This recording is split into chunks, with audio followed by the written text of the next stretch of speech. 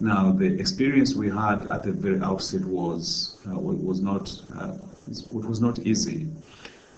First, it was very difficult to have chronic poverty as a concept and as an analytical framework accepted in the mainstream of government. It was a new thing, and very few people even knew what opportunities and options there were. And so no one wanted to experiment with something which is completely new. Most people prefer to work with those things they know best.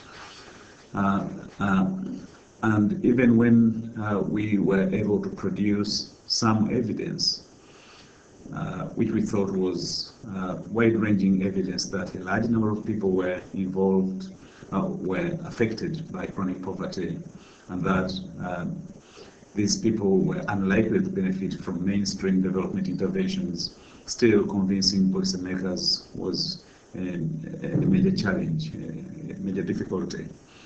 So we spent the first 3 to 4 years trying to convince key policymakers that there was something that needed to be done, and making very little progress.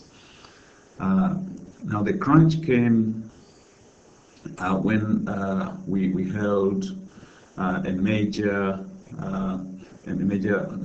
workshop, symposium, which brought together policymakers, researchers, and activists.